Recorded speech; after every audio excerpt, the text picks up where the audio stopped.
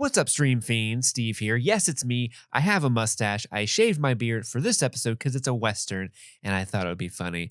And I hope you also find it funny. But the reason why I'm talking to you here at the beginning is that I'm kind of dumb. So at the beginning of each YouTube video, you may have noticed we do a little bit of motion while we thank the patrons in the beginning of the episode before the opening credits start. Well, I did this thing while I pretended to be shot and I fell over. And when I fell over, I hit the stop button on the video recorder.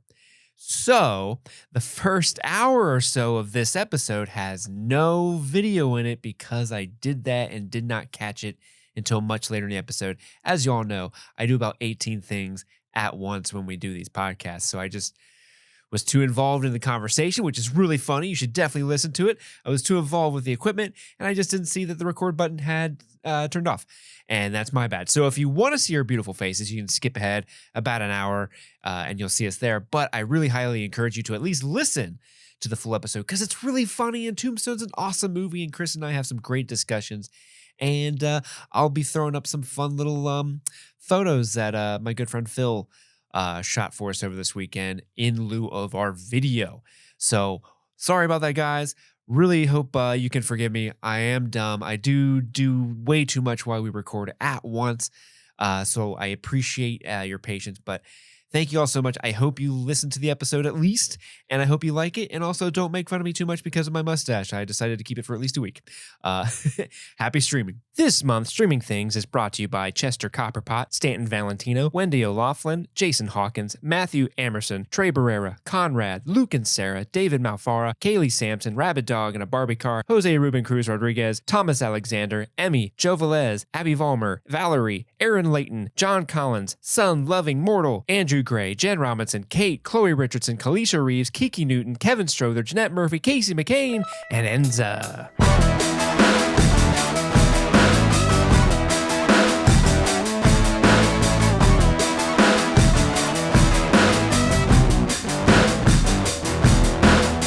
Welcome back. My name is Chris. And I'm Steve. And this partner is Streaming Things, this time covering a little movie called Tombstone from 1993, as requested by one of our beloved patrons. That's right. That's a tier that you can subscribe to on patreon.com/streamingthings and mandate that we cover one of your favorite films, or at least one that you think would be an interesting conversation.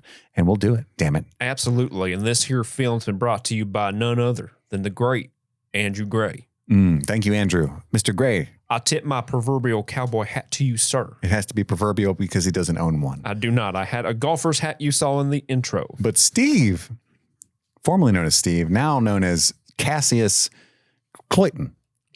Cassius Clayton. not the boxer. Changed it legally. Went down to the courthouse and I said, Judge, change my name. Say when. But you shaved your mustache. Or your beard into a mustache. I shaved my beard into a handlebar mustache because I felt it was only fitting to be covering a Western and having period-appropriate facial hair.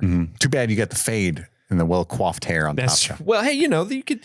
I played Red Dead Redemption. I gave Arthur Morgan a fade. That's true. Yeah.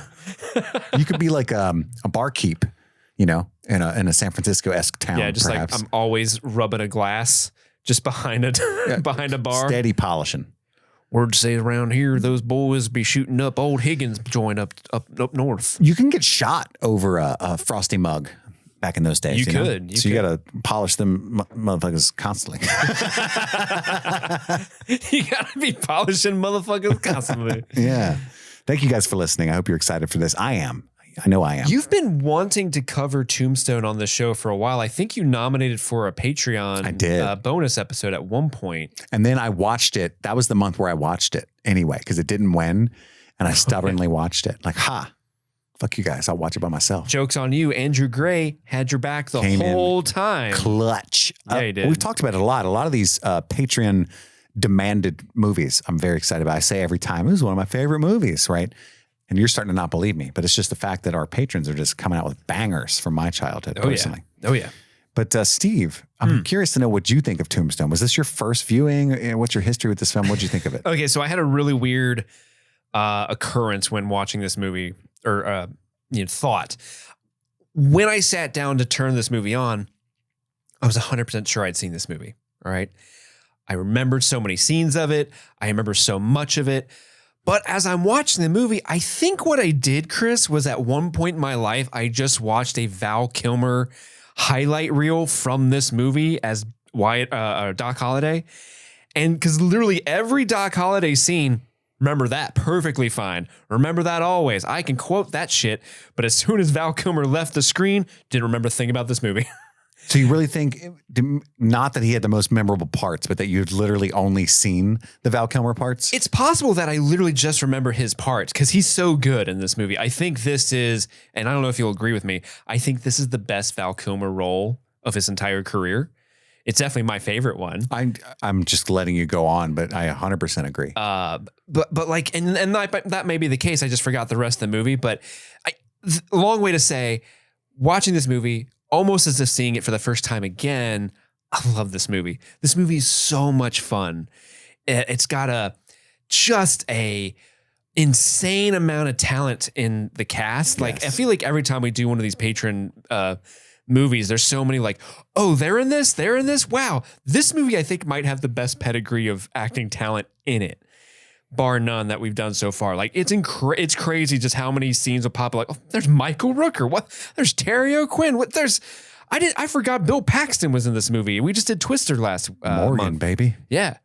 And even Charlton Heston's in this movie. He's like, let my people go.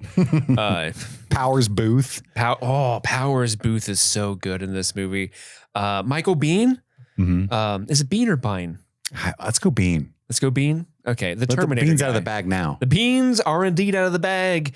He plays Ringo, and he's great in it. This is just such a really fun Western. I love it so much. I think Westerns get a bad rap. I think the genre of a Western is ripe to be incredibly fun, but you can get bad ones. It's easy to make a bad Western. And that's why I think a lot of people are like, oh, I can't watch Westerns. They're so outdated and of their time, but like they can be really fun. Absolutely. It's got a girth. Of entertainment. It's rife with it. But also, there's thousands of Westerns. It's one of the most, prolific trends in American cinema. And I mean, for 60 years, the genre dominated. And so there's so many bad ones, but so many good ones. Yeah. And this is one of the best, I think. This is one of my very favorites. I say it every time. I have loved this movie for a long time. My dad was a huge Western buff. I wasn't born until he was 36. And so he was born in 1951. And so he grew up on shows, like Gunsmoke. And he even listened to like fucking radio shows, like The Shadow Knows, like that kind of shit, right? Who knows? The Shadow Knows. My dad was obsessed with this stuff to the point where he did actual research on all these people. So when I was watching this movie for the first time, I was probably 6 years old. And I can remember distinctly my dad watching it with me, pointing out all the real figures from history, which is almost all of them, right? And he would tell me the real backstory, that's Ike.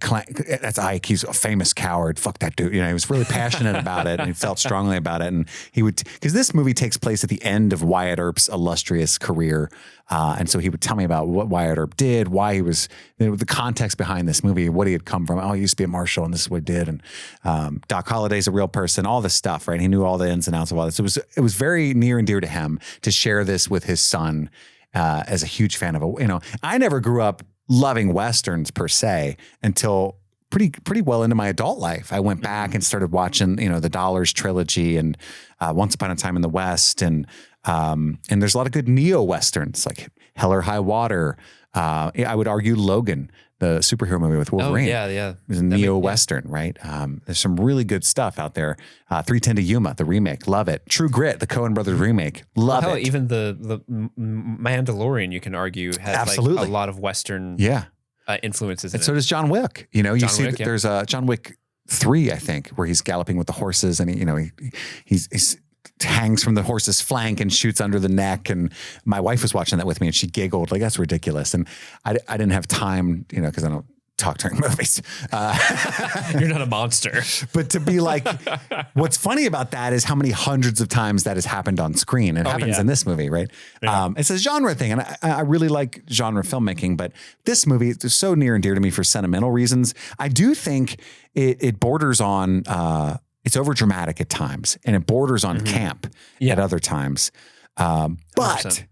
in a fun way, like it's totally an homage kind of way. I don't think the director meant it as homage. I think he just was doing what he knows to do, because George P. Cosmatos directed this. So he didn't. It's weird. The uncredited Kevin Yara direction? No. So everybody I think George Cosmatos like passed away, and like the secret came out that he was hired to be the director, but really Kurt Russell directed this movie, and he hired George Cosmatos to be his yes man, to like pretty much say, hey, do this. And he would just do what Kurt was telling him to do. Really? I've never heard like this. Val Kilmer's come out and said like, yeah, this movie would not have been made without Kurt Russell getting involved and kind of leading the ship. So like really Kurt Russell is like the uncredited true director of this movie. Even though, yes, George Cosmatos was there, but he was basically just a someone who would just sign off for Kurt, because Kurt technically couldn't be the director for some reason. So he just hired this. Yes. And apparently Kurt Russell got the idea from Sylvester Stallone, because he did something similar with Rambo. Yeah, I would say he's known for directing Rambo and Cobra, First Blood Part 2, all that stuff. And so I thought, interesting. I'd never heard that. But the writer, Kevin Yara, I think that's how you pronounce it. It might be Jara, but he wrote all those movies as well. So the duo, because wasn't he supposed to be the original director? Kevin was supposed to be the original director, but he was I forget what the story was. If he might have been like a perfectionist, or he was just kind of too beholden to the script production Bible that they wrote, that like they were way out of budget and time very early on, so they dropped him. It's based on a book by Tom Clavin called Tombstone, the true story of the Earp brothers, Doc Holliday, and the famous battle at the OK Corral, which is, and the movie is actually surprisingly true to history. Arguably the most ridiculous scene in the movie. What do you think it is? The creek scene? Yeah. Yeah. That's actually documented history that Curly Bill missed 3 times and then was blown to bits by a shotgun in the middle of the creek. So yeah. Shit like, no. That's an occasionally silly scene, but I love everything about it. I mean, there's some of my favorite. I was a huge Kurt Russell fan as a kid. I grew up on still a huge Kurt Russell fan. Sure, but at the time, I mean, I watched Big Trouble in Little China, like an Overboard, which is a weird thing for a kid. My son actually loves that movie. Overboard's great. He fucks with that movie so heavy. And I was a huge Escape from New York fan. I actually didn't see The Thing until recently, as you know. But I loved Escape from New York. Go back and listen to our Thing episode. That was a good episode. Yeah. I'd like to come back inside now. Big fan of Val Kilmer. I liked The Bad Batman. I did as a kid. I loved it. I loved The Doors. Another fun fact about Val Kilmer as Doc Holliday in this movie. So we all know Val Kilmer plays Batman in, as you call it, the Bad Batman, Batman Forever. The year that Val Kilmer was born was the year that Adam West played Doc Holliday in 3 different TV shows. Weird. For movies, yeah. Wasn't that like just kind of bonkers? Like these 2 dudes who are famous. These 2 men famous for Batman are also famous for playing the same historical character. I don't know. I just think that's so cool. That is wild. Also, Wyatt Earp's actual 5th cousin, Wyatt Earp, played Billy Claiborne in this movie. Really? That's almost as wild as the Wild West. Wyatt Earp, I meant. I called him Wild Earp. Not to be confused with Wild Bill Hickok. Hey, we know that 5th Earp cousin. Whoo, he wildin'.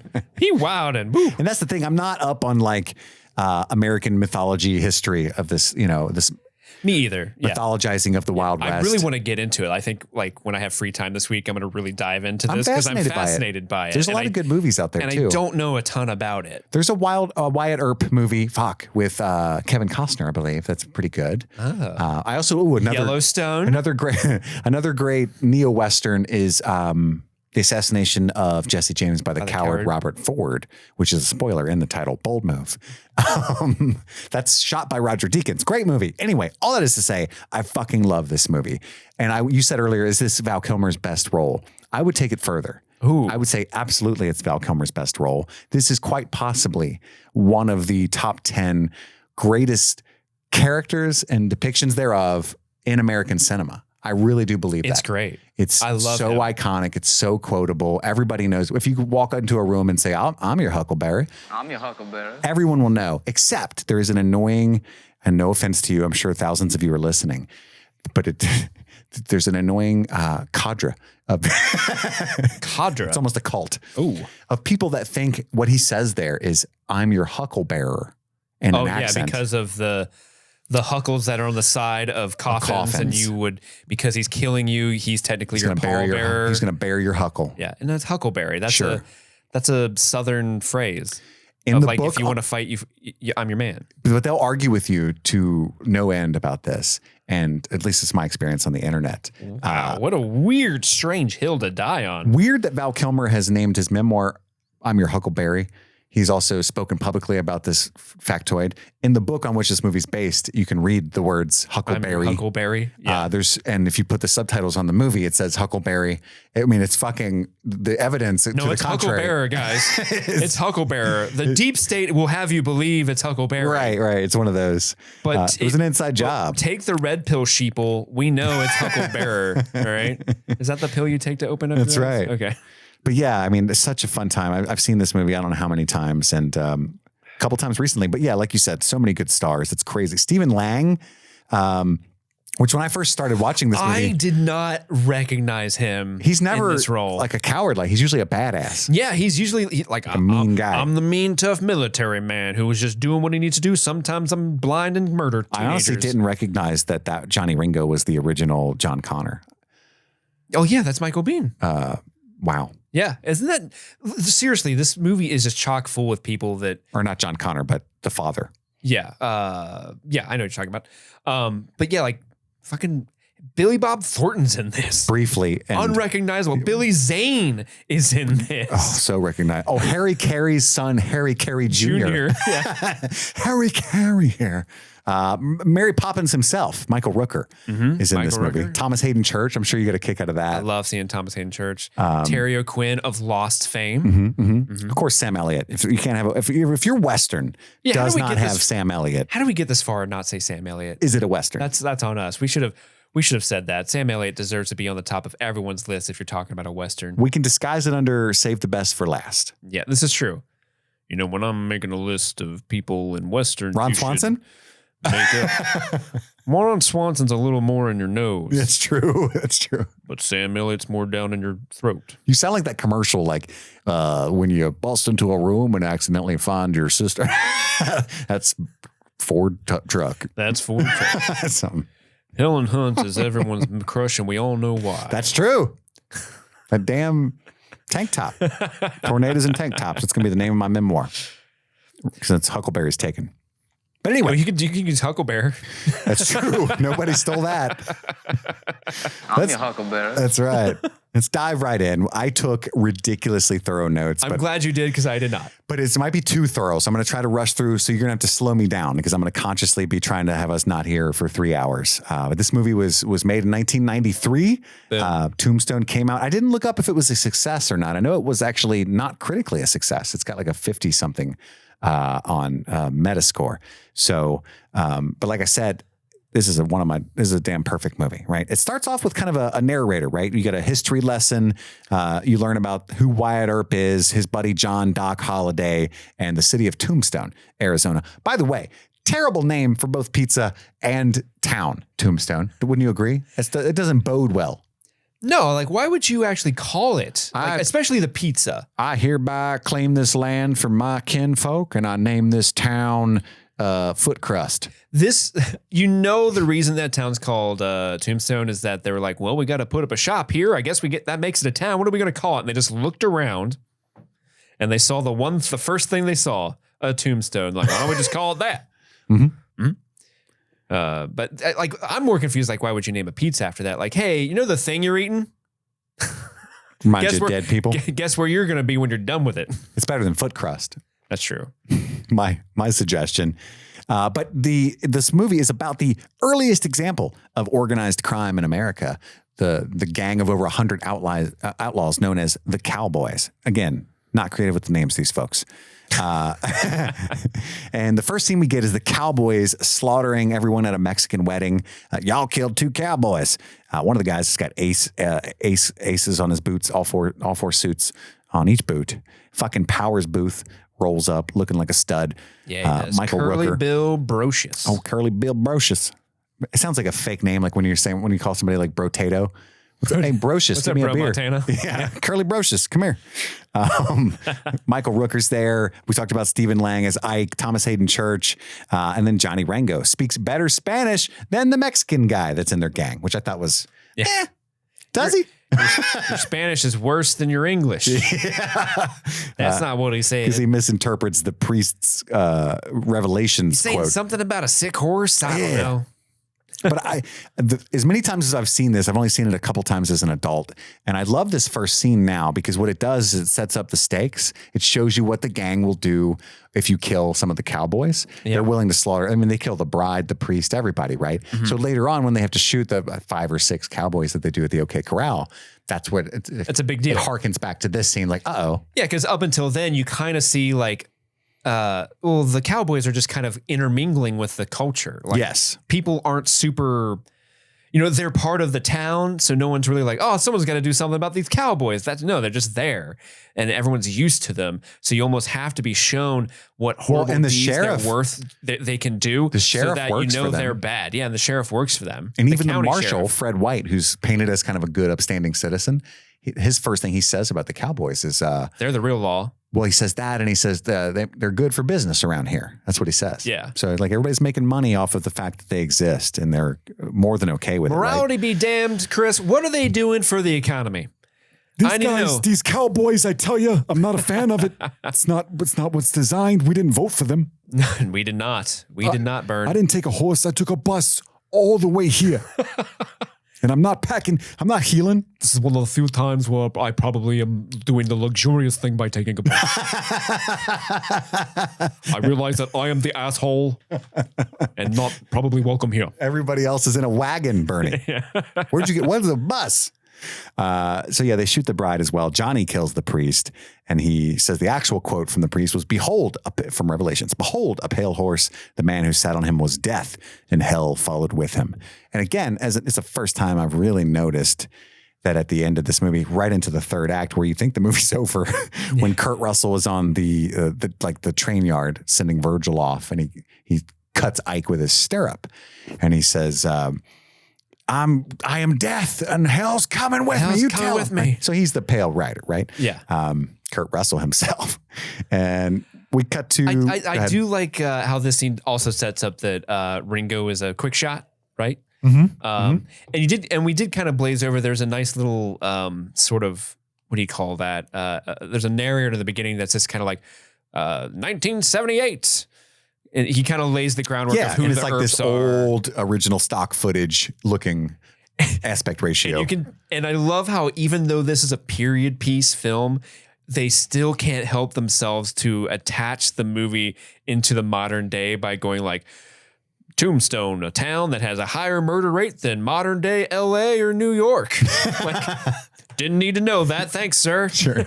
Reminded of the current culture. Well, I think they want to give you an idea of like how hellacious this was, right? And this kind of this weird narrator bookend that you really don't need at all, right? Like rarely do you need a narrator. We'll get to it, but the ending narrator bookend was a big like, what to me? There's a very specific thing that was like, okay, I wish I knew that. I can't wait to get to the very last scene. I was thinking of you the whole time. There's one through line throughout this whole movie that I do not like, and it has to deal with that revelation at the end. We'll get to it. Okay.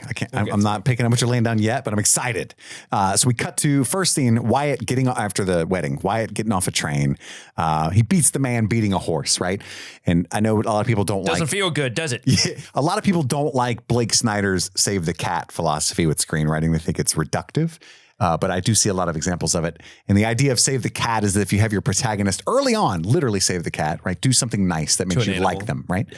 Yeah. Specifically to an animal. It works every time. And this is what this is. The first thing we see him do is beat a man who's herding a horse. So no matter what else he does, you're like, I like that guy. I like that guy. I like the cut of his jib. You know, that handlebar mustache guy. I like horses too. I like him. If he ever needs us to escape from, I don't know, New York, I'll help him out because he helped that horse out. From, I don't know, New York?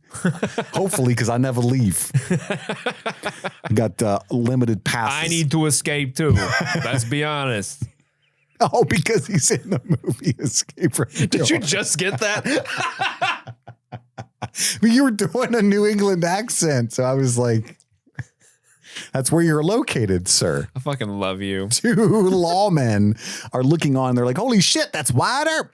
His name, hey, man, my name's Crawley Dake. I couldn't think of a better cowboy name. Crawley Dake. Crawley Dake. My dad's name was Papa Dake. I love this ongoing joke where married to Mama Dake. Mama Dake. We all know Mama Dake. My big brother's name is Big Dake. Mama Dake. She's famous for her dates. That's lucky. That's Big Dake. Big date energy. I love this ongoing joke throughout the movie where like a lawman or a mayor or some upstanding political figure will walk up to Wyatt Earp. Wyatt, I want to talk to you about possibly being a Nope. Don't want it. Get away from me. Not interested. I'm interested in money and pussy. That's it. That's all I want. The two things: money, pussy, and family. My favorite poet, Lil Wayne, once said, "Pussy, money, weed." I don't know what that last thing is, but I want them. Unless he means tumbleweed. I think. Oh, I like a tumbleweed. That means I'm down for that. That means things are quiet. Yeah. And he, and then the guy says, well, if you're going to be rich, I've never known a rich man to not have a guilty conscience. And this movie is chock full of one-liners. Yeah. And I'm a sucker for this, right? It doesn't work for everybody. It works for me. He says, I already got a guilty conscience. Might as well have the money too. And in the Kurt Russell cadence, there's this line where Billy Zane first sees Kurt Russell's character, Wyatt Earp, with Josephine, and he looks on him and he gets all poetic and he says, eyes squinted by staring too long in the sun. And it's like Kurt Russell just looks that way and always has. That's just him. That's Kurt Russell. Perfect casting. Yeah. I guess he casted himself, but it was well done, sir. And then Virgil and Morgan arrive. His brothers, played by Bill Paxton and Sam Elliott. Sam Elliott. Oh my God, Mr. Elliott, I'm so sorry. How dare you forget my goddamn I did name. it twice. But they're all going to Tombstone to get rich.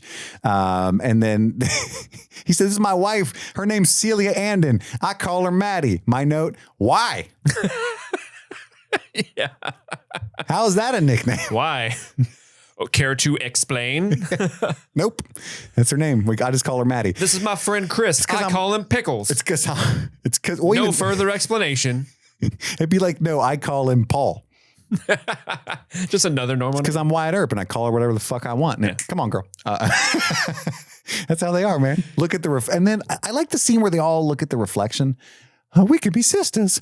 The three brothers with their three wives stand there, and it's like they don't see mirrors a lot. They do exist. Yeah, you can't get a family portrait easily in this day and age, so you just have to catch any reflection you can. Yeah, they're like, holy shit. Advantage. Like, wow, look at us. We are really a family. Somebody clean the glass. This is nice. And then the person in the store is like, what the fuck what are they staring at? Are they going to buy something? You want to come in? We're open. Also, there's a weird line early on. The men kind of separate from the women. They're like, Wyatt, where'd you find that one? Because they've never met his wife before. They've been apart for some years now. And then he doesn't answer, but the other brother says, same place we found ours, probably. And that's it. What do you mean, sir? Where did you find these women? Where are you? To the women's store? I don't understand that. That was the store they were looking at the reflection in. I don't understand the comment. Same place we found ours, probably. We got a sale at Penny's. Buy one blonde, get two free. That Lil Wayne concert. I imagine that's where we all got them. Lil Wayne counter. And then what's that called? Or what's Wyatt Earp about? The three things? Pussy, money, weed. Yeah, he is. You know the song I'm talking about, right? Have you never heard that? I'm sure I have. Pussy, money, weed. That's the whole chorus. Pussy, money, weed. That's definitely Wyatt Earp. It's a classic. But his wife is a drug addict. She's like, I can't find any heroin at the store. And one of the other ladies is like, oh, I got tons of heroin. Yeah, I can say it's got little hops in it. She calls it, what is it? Laudanum. Laudanum? Mm-hmm. That's what they called it back then. You could just buy it at the pharmacy. It's like a Walgreens. You go, I'll take 2 heroines, yeah, please. back then they were like, doctor, I've got like a minor headache. Oh, here's some meth. You should butt chug this opium. Yeah, just here. What you do is you take the needle and you stick it in between your toes. And take that headache right away. Take it right out. Shit, you're only going to live till you're 29 anyway. Who gives a damn? Who gives a shit? That's true. Party. And then Wyatt says how much pussy money. That's what I was like, do I bring it back a 3rd time? I don't think I do. But thank you for saying fuck You're welcome. We're tag teaming this one. Wyatt says he misses his Doc Holliday, and Virgil grumbles that he does not, right? I don't miss him at all. Doc's a controversial figure. And then we cut to the Doc himself playing poker. And throughout this whole movie, he's always like a sweaty, pale mess. Because right? he's got TB. He's got the tuberculosis, the consumption. He's what they call a lunger, which I get the impression is a derogatory term for someone who has tuberculosis. Yeah. And correct me if I'm wrong. I'm not a nurse. And I wish there was one nearby, but there's not. Could we phone a friend? We might be able to. Isn't tuberculosis highly contagious? Is it not? Is it highly contagious, friend? It is. Okay. Okay, they're shaking their head. I was hoping they would say yes or no, but they're just shaking their head. That's what I thought. So he's just lunger, and they're all about to be also lungers, right? I'll tell you what, boy, I will cough on you. Yeah, I don't know that this matters yet I until will spit in your mouth. I'm 50 years away from knowing that matters, but I will do it. Say when. Yeah, just say when. I'll do it. God, I love that voice. But yeah, he's pale. He's not looking good, but he's playing poker for hours on hours at a time. His girlfriend, Kate, who I think is like Hungarian or something. He calls her Hungarian at one point, but she sounds more like Scottish. She has an accent Yeah, at she has times. she has like a brogue accent sometimes. But Kate's not wearing a bustle. How lewd. How lewd. He's playing with... Damn it, Doc Holliday, play your cards. His old friend Ed Bailey, who calls him an old skinny lunger. And, you know, and this is actually documented. He's an extremely good poker player. He won a lot and a disproportionate amount of times. And he's a way faster gunslinger than Ed, right? So he draws before Ed can, who then and then puts his guns down in the pot and stabs him, which I thought was a gangster move, right? Yeah. Shooting you that's for wimps. I'm going to stab you with my tiny knife. That's for wimps. So you can survive. And Kate holds up the barkeep. She's a good partner in crime. They just steal more money on their way out. They do. They grab from, I think it's a craps table, but they talk about this game. I forget what it's called. It doesn't exist anymore. They mention it a bunch. Damn it. I did a bunch of research on it and I forgot the damn name of the game. It doesn't exist in Ed Bailey, I do hope we're friends. casinos. Yeah. That whole I bit just where couldn't bear it. if we were to not be no longer friends, I just don't think I could bear it. Everything he says, his cadence. I try to be like him as a kid. I guess so. Yeah, I know this summer it's going to be really hot outside one day. I'm going to get that sweat ring around my shirt. And when that happens, I'm going to get a duster and just wear it on my shoulders, but not like put my arms through the holes and just walk around. And the costume department. Like, oh, it's hotter than the Dickens out here. They insisted that they wear real wool. Oh, balls. And in the scene where you first meet Josephine, or not meet them, but when they perform Faust and stuff like that with Billy Zane, Val Kilmer had famously told the story that he looked over at the thermostat and it said 136 degrees and they're all wearing wool and shit. And Jesus. So he was like, no wonder they were all shooting each other and shit all the time. They're in Arizona and wool. Like it's just annoying. Yeah. I would shoot so many people. You're going to be real cranky. I need my AC. That's the only thing keeping me from going crazy. But I love that they steal money on the way out. It's called Pharaoh, by the way. I did remember the game's called Pharaoh. It's actually a really easy game to win. Like the odds in the player's favor are ever higher. That was a Hunger Games reference. It was really stupid. But yeah, you're much more likely to win back then, which is why casinos don't allow it anymore. But it's a really popular game, real quick action. But that's probably what they were playing on the way out, not craps. And it's what they play later when Wyatt Earp is like the dealer. That's what he's dealing. Pharaoh. But anyway, then she's got the horses waiting and he says, that's why you weren't wearing a bustle. It's fucking good shit. How lewd. And so she could ride the horse. Let's not bother about the luggage. But then we see a beautiful vista as the brothers journey to Tombstone. And then when they arrive, we see one of the tombstones says, here lies Lester Moore, 4 slugs from a 44, no less, no more. It's a real tombstone. which is a real tombstone and very clever because it's no less like his name was Les. Yeah. Also, Tupac said something similar when he said, "My fofo make sure all your kids don't grow." Man, this this movie sure is more gangster than I thought. Just the silence and your disappointed face. Steve's What's Wyatt Earp about? Tell me them three things. He's pussy, money, weed. He's taken improvisational classes. So he's very good at yes anding. But so I love when I can throw something at you and you go, nope. Period.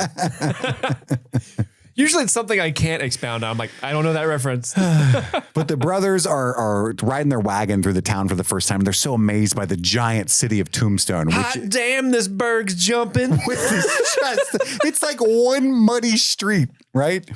Morgue, it's big, isn't it? I can smell the silver in this town, which what they really smell is ass because it's 1880. It's so much ass. Yeah. Ass and like horse manure. But damn, this Berg's jumping. And then at one point, Morgue looks over and there's like 4 whores standing on the street, like literal whores, by the way, people who sell their ass, I think. They could just be nice ladies. But he looks at his brothers and he goes, look at them girls over there. Like, who cares what the wives think? Yeah, your wife is behind you, sir. I'm going to get a piece of that later. Oh, honey, what do you think about this one? Wait, never mind. Go make me a sandwich. I just That's the energy like they're he literally has. riding right behind them. Like, look at these bitches. And they're just like, boys. They're so silly. Good thing they're taking us to a town called Tombstone. Yeah. It's going to be super That'll be safe. great. I'm going to feel great about it. Hopefully there's a random guy that offers us a cottage the moment we get into town. I need more heroin. We get it. What's her name? Maddie. We get That's it, not Maddie. her real name. Whatever your real name is. Did I tell you guys how much I love heroin? I tell Wyatt not to tell people my real name because I know y'all married to cops. And Mama needs her fixed. And Wyatt does a little stretch when he gets off the wagon. John Behan, the fancy sheriff of the town, walks up. He's the county sheriff. He is. He makes that very clear. He only deals with county business. And he remarks that Wyatt doesn't even carry a gun, right? I'm the sheriff, the tax collector, the captain of the fire brigade, and the chairman of the All-American Anti-Chinese League, as well as the town lot commissioner. So he's got 3 cottages for rent. I love that line because that is the opposite of a save the cat. Like, this guy's a bad guy because he's the head of the Anti-Chinese Partisan League. Yeah. You suck. Which, I mean, for the day, probably was a normal thing for a white dude to be a part of. But in modern day, you're like, that guy's kind of racist. I get the feeling. Frowned upon. I get the feeling. Frowned upon. And then we meet Fred White, the marshal, which is what Wyatt Earp used to be.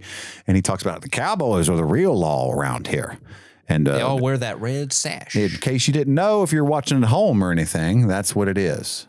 The red sash is really important. They were really big into pirate stories, and they thought they would wear pirate sashes. Indeed. They went for peg legs first, but thought that's not good for horse riding. Not convenient. Nah. Can't put a stirrup on a stick and just call it a leg. No. Everybody knows that. No. Damn, boy. And there's 5 casinos just a jumping in this town with only 9 buildings. This Berg is a jumping. Hoo-wee. God damn. Except for the Oriental, which is a regular slaughterhouse, right? And then Wyatt Earp immediately walks into that bar that they've been told not to go into. Oh, Wyatt. Oh, Hey, Wyatt. Same old Wyatt. He does this every time We're go both in. going to spit on the ground while the camera lingers upon us, and then we'll cut to inside the next bar. I do love that about Western movies. Like the camera always lingers on someone at the end of a scene for half a second longer, just so you can get that punctuation of a spit. Which they're chewing tobacco, right? Right. That's why you're spitting. Yeah. I don't see them, or maybe they're just really. They're just really mad. I'm so mad I'm spitting. Well, the one guy, when he's talking, Ed Bailey, when he's talking shit to Doc, he spits too. He's like, that doesn't mean we're not friends anymore. Oh, that spit and indicated, yes, it does in fact mean that, sir. I don't understand what you just communicated to me. You'd think they would spit less due to the fact that it's so hot and they're wearing wool. They're got to save that hydration. Yeah. If they were in the Dune universe, that would be a sign of respect. Spit on it. Spit on it. But inside, Come on now, let's spit on it. who's making all this fuss? Billy Bob Thornton. Yeah, almost unrecognizable. I did not recognize Yeah, this him. is like pre-Angelina Jolie Billy Bob Thornton. Yeah, he had a little weight on him. He did. He Yeah, did. This 'cause is pre-Sling Blade. I think of him as a pretty gaunt guy. Yeah, typically. Yeah. But originally, no. He was on a TV show. I forget which one. My dad, if God rest him, would be upset. But I think he was famous from a TV show, and that's when he looked like this. But the barkeep's name is Milt Joyce, and he explains that guy over there just walked in one day. He's got pistols. He's real angry and mean, and he decided he's a dealer. Smells. Yeah. He ain't good with women. Terrible. Wyatt Earp goes over there. He takes his shoes off on airplanes. He's a real piece of work. They have the best interaction, almost, like top 3 in the movie. He said, you're talking real confident for a man who don't go healed. I don't need to be healed to get the bulge on a tub like you. Is that a fact? That's a fact. Skin that smoke wagon and see what happens, which sounds very gay. Love that. Skin that smoke wagon. See what happens. Jerk that pistol and go to work. You show me yours, I'll show you mine. I had to put a pillow in my lap. Did you? You're like, oh, Stop it. Kurt Russell, quit doing things to me. Throw down. I was like, I'm about to. But he slaps him repeatedly until there's blood coming from his mouth. You going to do something or just stand there and bleed? No, sir. With his squinty Kurt Russell face. So he grabs him by the ear, calls him a child and throws him out on his ass, and then looks at the barkeep. We're talking Milt Joyce, and says 25% of the house take, and he's going to be the dealer now. I'm going to get this place jumping like the rest of this burg, damn it. And It's a nice establishment, too. I was kind of like, man, what a great place for no one to go visit. I'm kind of glad that Kurt Russell did that. Yep. Mm-hmm. Yeah. Milt Joyce is going to really appreciate that. He walks outside and goes to tell Morgan and Virgil that he's got them a new job already. And that's when Johnny Tyler, played by Billy Bob Thornton, runs up with a shotgun to shoot Wyatt in the back, not knowing who he is. But luckily, Doc Holliday's there. Johnny Tyler. And, Doc, I didn't know you were back in town. And it does so much for his character that you can see the fear in Johnny instantly, right? Mm-hmm. And then once he learns that it's Wyatt Earp that he's almost shot, the fear deepens. And so you know that these are two mythological level figures in this day and age, right? And then, of course, some more great lines from Val Kilmer. He looks at Johnny, who's been standing there for a while. You may go now, you know. Oh, Johnny, I forgot you were even here. You can go now. Isn't that a daisy? Leave the shotgun. Just leave it on the ground. I don't want it, right? And that's when he introduces Doc to the sheriff, which I think is hilarious because Doc Holliday hates cops. He just loves Wyatt for whatever reason. I don't know the history. They have a history together. And he says, oh, Wyatt, and forgive me if I don't shake hands. Like he just refuses to even meet the man, right? While they're standing there. I love how Behan says something along the lines of like, this is a respectable community. This burg is a jumping. It's going to be the next San Francisco. It's going to be the next San Francisco. Right? And then right as he says that, like these guys get thrown out of the saloon and get shot in the street. A couple murders pop off. A couple murders just happen casually in the middle of the day. And Doc Holliday's like, very cosmopolitan. And those murders were committed by none other than old Turkish Creek Johnson and Texas Jack Vermillion, another couple of famous figures throughout history. And it all basically happened because they were gambling and somebody called Creek Johnson a liar. That's why you deserve to die for that. You don't just say that shit. Yeah. And then that's say when. That's when fucking Billy Zane arrives and he talks to Josephine. They do this whole poetic introduction. So they're just a traveling entertainment troupe act, right? Of artistes, like artists, like an actor's troupe. Well, we find out at the end of the movie, Josephine's got a very wealthy mother and father. She doesn't have to do anything. She just travel the country for fun. She likes adventure. She likes fun. She looks at Wyatt Earp and says, "I want one. I want one. I want that." I know what them handlebars on that mustache are for. That's for a holding on. That's for a holding on. Because this horse bucks. And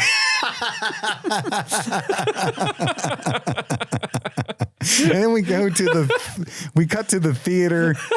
Everybody in town's in there because there ain't shit else to do but murder and drink, and they're tired of those two things. And the cowboys are in there as well. They're hooting and a hollering and raising a fuss. It is like a goddamn Fast and Furious movie premiere in the theater in there right now. Just all the hooligans are out. And I threw that one to you. That was for you, Steve, because I know that's a rough crowd. That's a rough crowd. Fast and Furious 5. Woo! Whoo, hot damn. No, thank you. And they're like shooting at the axe and stuff, right? Like they're completely incorrigible. They were not feeling not fans of juggling. The juggling guy. They're like, catch this. And they just shoot one of his pins. But they become entranced by Josephine and Billy Zane. The Earps are also there, like I said. Mayor Clum tries to hire him again as a marshal, and he denies the job again. Nope, hanging out at the theater right now, Mayor. No, thank you, sir. But when Billy Zane comes out there, I think they shoot at him. He's very brave, in fact, right? Like he stands there, continues Yeah, his he just takes monologue it with a smile. But Curly Bill's looking up there, and he basically says something to the effect of, "I kind of want to fuck that dude." Is that weird, fellas? And they're all like, "Not at all." Well, then they go to what was the character that like obviously has a thing for Billy? His Zane? name is Billy. That dude's name is Billy? Yeah. Okay, so he goes to Billy's character, like, what do you think, Billy? He's like, amazing. I like him. A lot. He's gorgeous. He's Billy Zane. I love Titanic. This is before that, but it's good. It's going to be real good. But Billy Zane's I've seen so the shooting brave. script. It's great. And then she comes out in performing Faust. She plays the devil in a performance of Faust. And I love this line. I love the reveal because they start Faust, and one of the camera focuses on a sign that shows like Faust and the name of the play, and then it cuts to one of the cowboys in the theater just lean over and go, "That's Faust." I seen this one before. I said this one's good. There's a really cool moment where Curly Bill, he comes up with, if I was, I'd trick that devil and shove it up his ass or something like that, right? He's still thinking of Billy Zane is why that came to his mind. But then he turns to Johnny Ringo and he says, "What would you do if you sold your soul to the devil?" And Look, darling, Johnny Ringo. Sorry. he just says, "I already did it," which I thought was a cool line, right? Yeah. He already sold his soul. One real minor thing, but as someone who came from stage production, I got such a kick out of the stage manager taking With the liquor bottle? Yeah, he had like a bottle of bourbon or something, and he's just holding it up to the stage light, sloshing it about to give the appearance of firelight on stage. I was like, oh, that's cool. I like that too. I like that. Like they're having a good old time. It's hot and sweaty in there. Yeah. They're shooting at things. I wondered about the ceiling when they all happily shot the ceiling. They're just shooting the ceiling right and left. I thought maybe, is it open aired maybe? I'm not sure.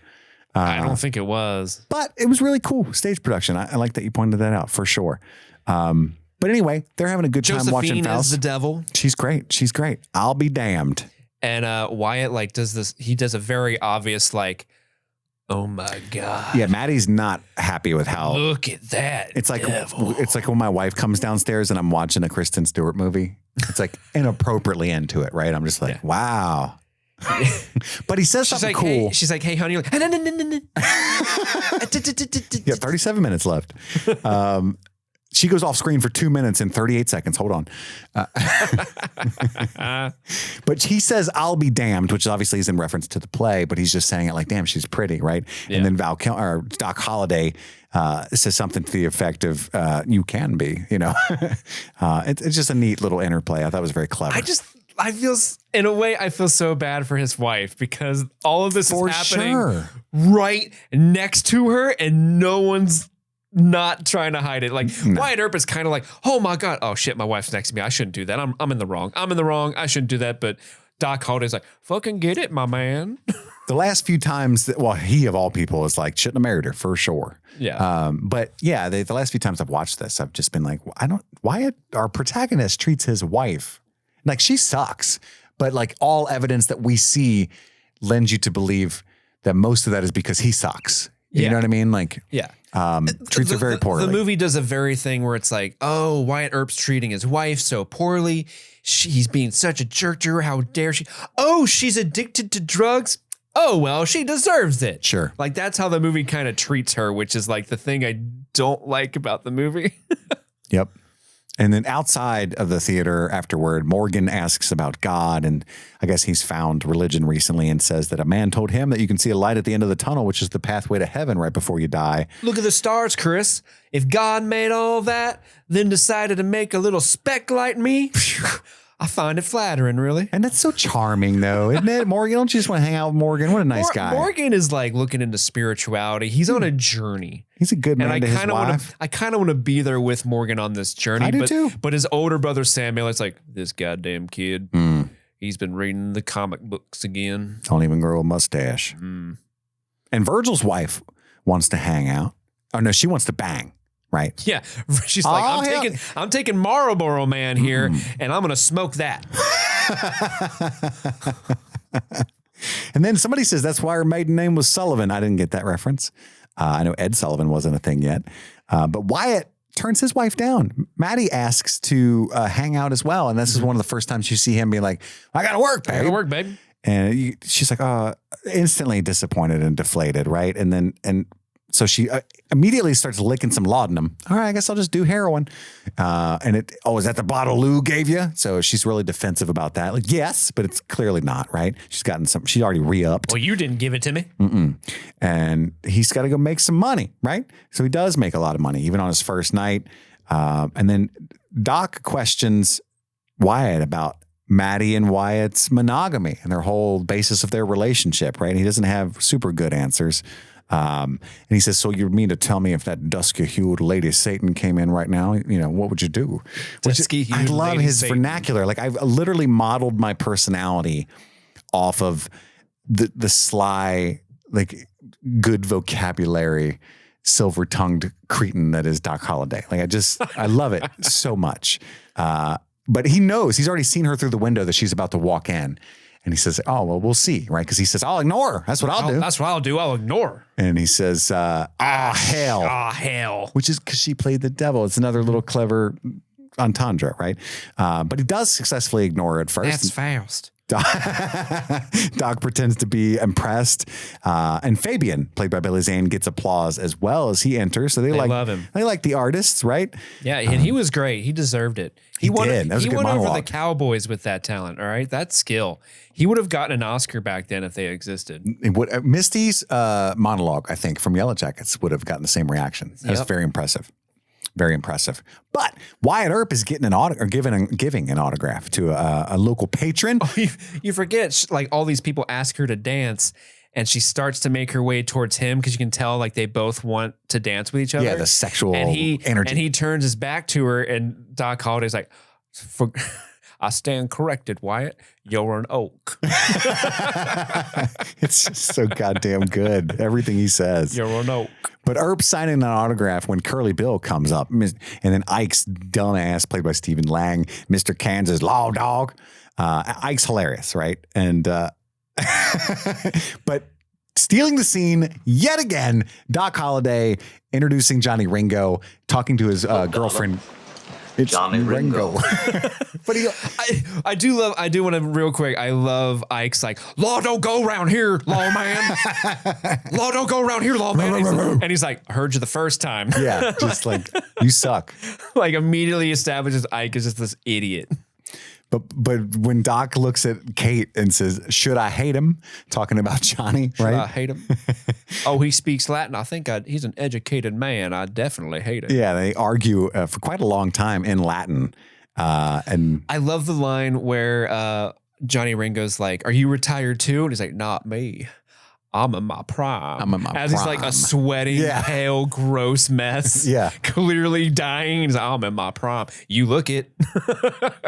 Well, then somebody says, ignore Doc, he's drunk, because he's being quite rude. And his first line in Latin, he says, is in vino veritas, which I think means in drunk is the truth or something like, right? It's just, it's something to do with, like, I tell the truth in my cups, right? When I'm drinking wine. That's what that means. So he's saying, under the influence of alcohol, a person tells the truth.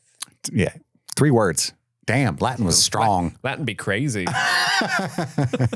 But there's a whole iconic scene where Ringo twirls his gun and does some fancy gun-slinging theatrics. The entire bar is infinitely pleased.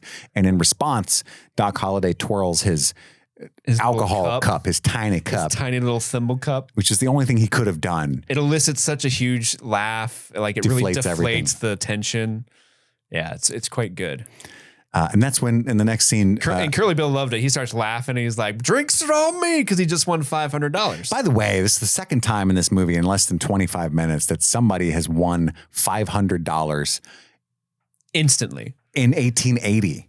Isn't that like 50 grand? I don't know. It's a lot of fucking money, right? It has to be a ton. He just casually was like, as soon as Curly Bill walked up, oh, that's a winner, $500. Like, whoa. Now the bar has to shut down and we're leaving. That's a lot of fucking money, Curly Bill. But yeah, drinks are on me. And then when does this take place? 1870? In the 1880s. I'm going to say 1880. I want to see if I can get like a conversion rate. Oh, you definitely can. $500 in 1880 is equivalent to the purchasing power of about $14,795. Yeah, you just casually gave the man 15 racks. Dang. And that's what Doc Holliday won from Ed Bailey, which is why he was so mad. Are we not friends anymore? It would tear me asunder to hear that we were not friends I just anymore. couldn't bear it. Josephine learns about Wyatt Earp briefly, and then Wyatt runs into Josephine while he's out riding the next day. She is an asshole. Can I just say this? Oh, is she? Well, he comes up to her, and he's like, oh, my goodness. Sorry to, fancy meeting you here. And she's like, yeah, it is quite fortuitous. Fortuitous means lucky. I know what it means. I'm done. You know what I mean? We're done here. You just assumed I don't know what fortuitous meant just because I got this mustache. And then Wyatt's horse is picking up the fucky vibes because he's like, oh, your mare's in heat. My horse wants to pound it. It's the scent. It kind of reminds me. Did you hear the story of like how, what's his name? Ron DeSantis in college would say he would go on dates with women and say, hey, I want to take you to my favorite Thai restaurant. Do you like Thai food? Purposely to see if women would correct him and say, do you mean Thai? Because then he'd be like, oh, she's a smart one. Dump her. Did you hear that story? No. That's what that reminds me of. Wow. Yeah. Supposedly, according to like a college friend. Allegedly. Yeah, allegedly. That's Terrible person, Yeah. allegedly. Well, Well, that's fact. that's With fact. that particular but that one. story is alleged. So yeah, even the horses are horny in this scene, and he said, "Well, we better split up then." And she's like, "Or Your mare's in heat. we can run it out of them." And I thought it was funny. I wish his horse would have immediately just caught up and fucked hers. I told you to split them up. Damn it wouldn't work. You've made their lust more powerful. My horse is so fast. And then they both have to walk home while the horses smoke cigarettes. And then for some reason they have like a fucking whole ass picnic. I guess one of them was prepared to do that alone. Hey, if you go riding, you got to be prepared for a picnic. Shoot, we don't you? Yeah. And We. they get real. And she asked him about, it's the first time I've ever seen you laugh. Well, you've only seen me like 3 times in the space of 6 minutes each, but okay. And Yeah. She asked him if he's really happy. He doesn't confidently answer that, right? It's like, yeah, I'm happy. I think I know if I'm happy. I'm very happy. Do I seem unhappy? I'm very happy. Mm-hmm. I find myself a nice sweaty heroin addict to shack up with for the rest of my I can speak as one of the people, Steve. The wife store gave me a defective one. Hopefully kept the receipt. And then he asked her, we got an email. Why do you do that when you say Caligula? Why not? Why You not? not listen to the rest of the show? Do you not know who Caligula is? But he talks about his idea of heaven, what he wants from life. And then he asked her what her idea is. And she says room service. She wants to live traveling carefree. Real 1%er. Honestly, I don't like it. The idea that you could just live off of other people's labor and room service. I don't like leaving outside my house. They have their little picnic. It's not looking good for Wyatt's new marriage, right? But she's kind of with Behan these days, so that he finds that annoying. But then he asked her a lot about that too. Like, why are you with that Behan? She's like, I don't know. He cool. He cool. For now. Do you ever notice that in Western movies, you can always tell which dudes are the bad guys if they're wearing a bowler hat? Yeah. Like all dudes who wear bowler hats in that time period are usually like well-off, crooked cops, or they're just the law in general, and we're supposed to not, you know. Well, and originally it was white hats and black hats, literally, right? Yeah, right. But then, I think bowler hats, because Billy Bob Thornton's character is wearing a bowler hat as well. I think so, yeah. And so is, I think Marshall Fred White is. He's cool. Yeah, Fred's pretty cool. Yeah, he's all right. He's all right. We don't have to worry about him too much for too long. You know what I'm saying? But we come back to Maddie, and I think she's like, it's one of my least favorite parts of the movie is she's like she's very much losing it already. And he doesn't care. Yeah. She's in bed. It's early. She's covered in sweat. She's like thrashing back and forth. He comes in. Maddie, how was your day? It was good. Oh, okay. Yeah. You okay? Yeah. Uh-huh.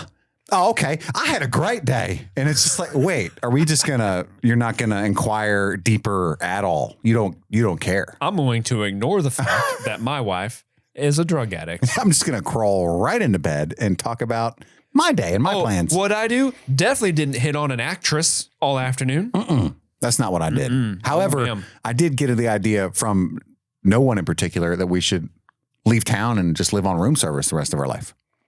I don't want to get out of bed. How much heroin will we need? Does room service have heroin? I need it. So I need bad.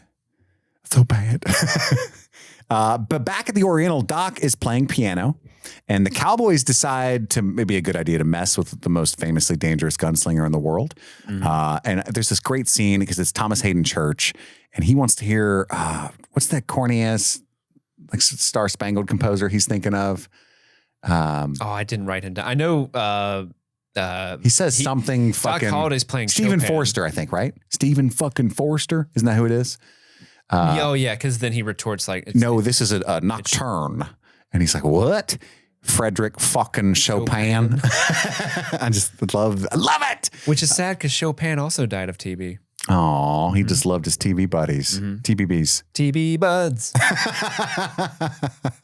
Curly, it's a terrible affliction though. It's an awful illness, but you are friends. Not forever because it will end.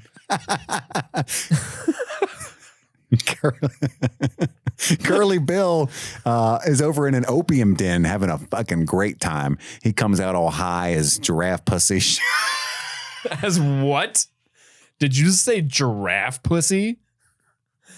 We watched a very different version of that. I'm sorry. That's actually a very popular idiom in the 12-step groups. And it came out of habit because giraffes are high up, so their vaginas would be... Or high up. I follow, and that's how high he is. Yeah. Okay. You get it? I get it now. But Curly Bill comes out. He's very high. And He feels capital. he does say that. I feel capital. I feel capital. And he starts shooting his guns all high. That's what you like to do in America. And then, that doesn't work out for everybody starts running back to their houses. And then Sheriff Coward, otherwise known as Behan, he's like, well, this is a marshal's job. This ain't a county issue. I don't do shit, really. And then Bill, unfortunately, shoots the marshal. And this is one of the scenes that's burned into my mind from childhood because of the way that he like pretends to give his guns up and shoots him upside down. Yeah, he like pulls the trigger with his pinky. I like did that a lot with my toy guns as a kid. I was like, yeah. oh, I'm sneaky. You think? Didn't know this was coming. You're right. I want you to get you tricky. Tricky. I'm Curly Bill. I'm capital. Can you actually shoot a gun like that? I feel like that would hurt. You could pull the trigger and the hammer wouldn't hit your hand or anything. Yeah, I don't know about the recoil. The recoil, like fling the gun back in your Not face. if you're Curly Bill and you're high as That's true. shit. Yeah, he's like giraffe pussy high. That's not how you say it. Oh, sorry. You could also say high as gas, like prices. Oh, That's okay. another one I they like say that a lot. one. I like that one. I can, like that one. high as a kite. That's a classic. Yeah, Sure you've heard that. Yeah, of course. That's a classic. But anyway, poor Fred goes down pretty instantly, right? They kill Fred White. And then some people in the town want to hang Curly Bill. Hang him. Hang him right now. No trial. Ike and company are very angry. Let him go because it's Wyatt Earp that comes out and citizen arrests Curly Bill. And Doc comes to the rescue because they're very violent, right? But there's a great scene with Ike first where he puts his gun to Ike's forehead. And basically, a lot of people do that in these days and he doesn't think much of it. He's like, no, seriously, let him go. And he's like, I'll turn your fucking head into a canoe. Yeah. And he's like looking at Kurt Russell's crazy eyes like, oh my God, he's going to shoot me. He's going to shoot me. No, listen what he says, guys. Back up, Bill. Back up. Back up. Which is Thomas Hayden Church. I think that's his brother. They're both Clantons, by the way. Oh, are they? Oh, okay. I didn't pick up on that. So it makes it more cowardly later in the OK Corral when Ike just runs Leaves after his brother dies. Yeah. But Doc shows up in another one of his fucking incredible scenes where the guy said, it's Thomas Hayden Church's character that says, you're so drunk you couldn't shoot me. You're seeing double. And he's like, well, I got two guns. I'll shoot both of them. It's fucking hilarious. It's the best thing in the world. Tell me it's not. I'll call you a liar. And then I guess you'll have to shoot me because that's what happens when I call you a liar. But everything kind of escalates quickly. Then Virgil shows up. I didn't see Morgan. I don't know if you did. But I know he was. Yeah, he was there when they all show up with they both have like rifles when they show up. Yeah, I know. Yeah, Virgil had a shotgun for sure, but everybody comes to the rescue, and they end up taking Curly Bill away. We cut to Wyatt. He's playing pool, and we learn quickly that Judge Spicer basically threw out the Curly Bill case. He's Can't have a murder without a witness. too scared to prosecute any other cowboys, essentially. And Wyatt wants to open his own casino, and he's not even giving a shit about this whole case with Curly Bill. Virgil is clearly not feeling it. His conscience is getting the best of him. He's conflicted. Morgan's still like, oh, this is great. Decent folks are suffering.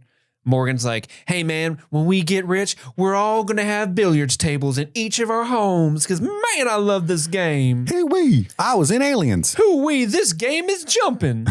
His purg's jumping. and it's like a string on his back, and that's all he says when you pull it. Yeah.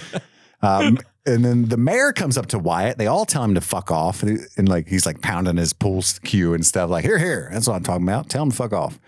But you can tell that his last words affected Virgil. He says, you guys keep getting rich. Everybody out there is suffering, right?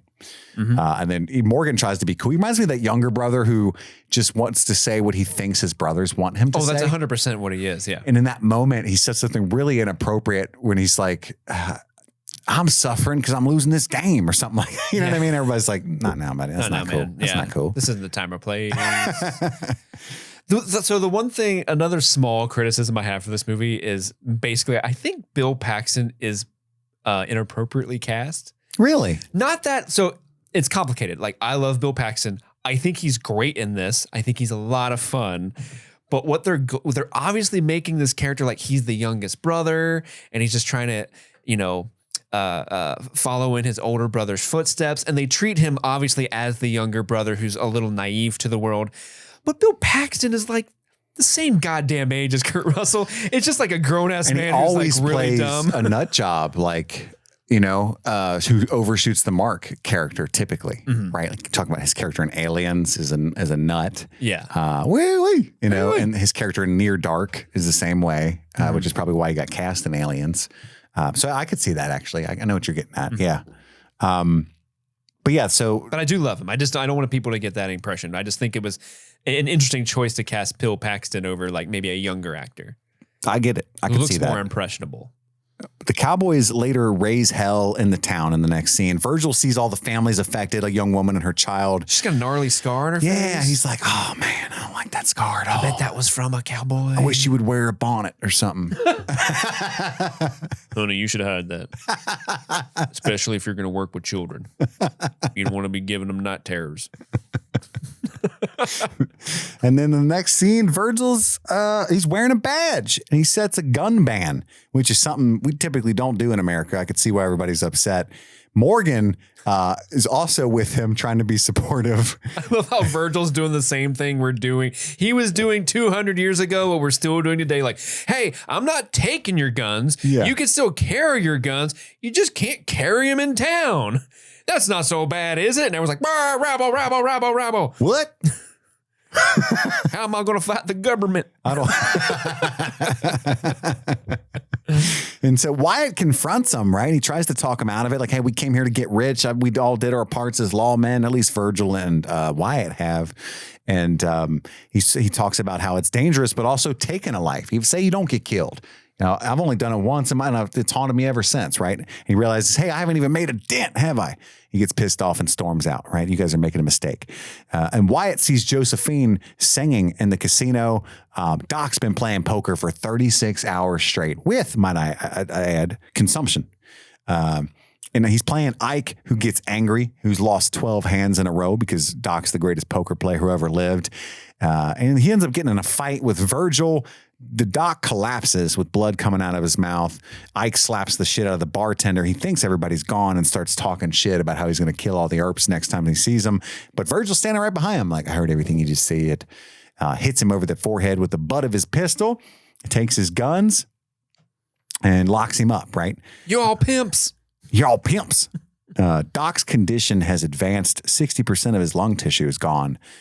He says all the drinking, staying up late, smoking, and fucking has to stop. And he's like, Doc, get the hell out of here. That's the dumbest thing you've ever said.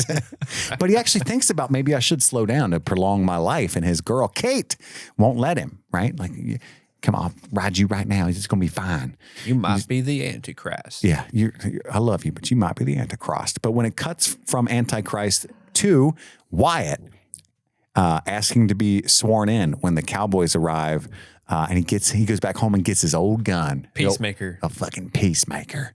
It's a really long-barreled pistol. Mm-hmm. And Maddie's in there, high as hell. What are you doing? You getting your gun? Are you going to go rob somebody for heroin? Can I come?